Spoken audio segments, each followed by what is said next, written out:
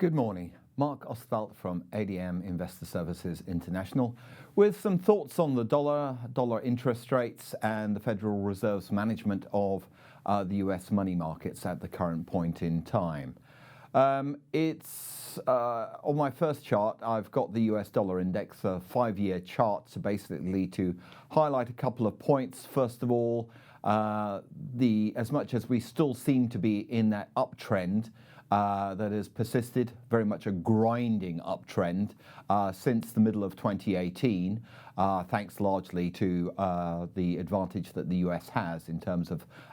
interest rates over much of the developed world and indeed the narrowness relative to a lot of emerging market currencies. It does seem to be a case that this particular uptrend is starting to lose steam, and I'm sure some of the chartists would be talking perhaps about head and shoulders on that long-term chart, but that's a little bit by the by. I think some of the support that we've had for the dollar this year has been much more on a safe haven basis rather than on interest rate advantage basis. There's no shadow of a doubt that the weakness of sterling has certainly helped it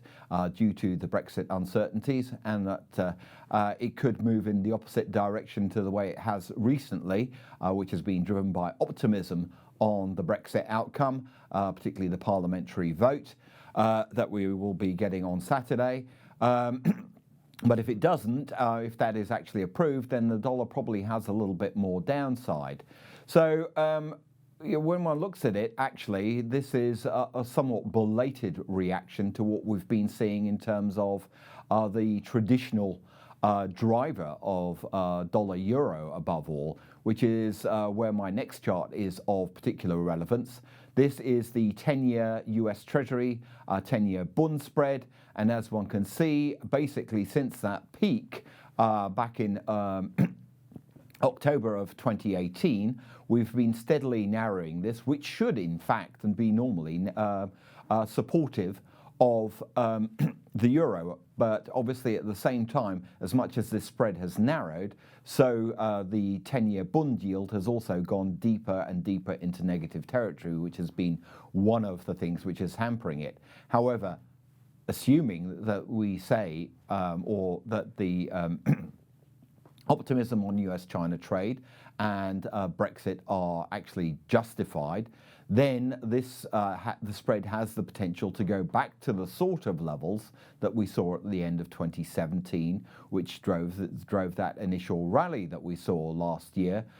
in the euro, amongst other things, versus the dollar. The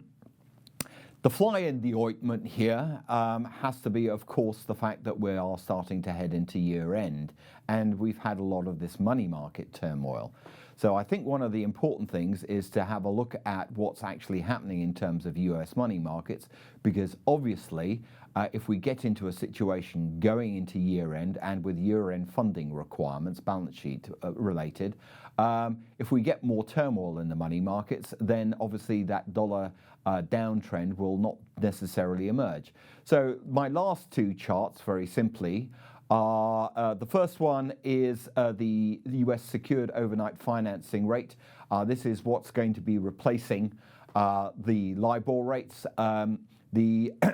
This is the overnight rate, and what's disturbing about it is despite all the measures that the Fed's enacted, including the announcement of T-bill purchases on a monthly basis up to the 60 billion, we are still actually seeing that rate outside of the Fed funds target range, which it shouldn't be if the Fed had control over the money markets, which brings us back to our old friend, the US repo rate, which is my final chart. And as we can see, even though the Fed appeared to get some control over it in October, at the moment it seems to be trending in the wrong direction and again above that. So unless the Fed gets control of it and probably releases some of the bank's reserves for use in the money markets, then that could support, or that could create a dollar shortage. But otherwise, the dollar trend, I think, is going to start to become on the downside. And those are the thoughts for this week.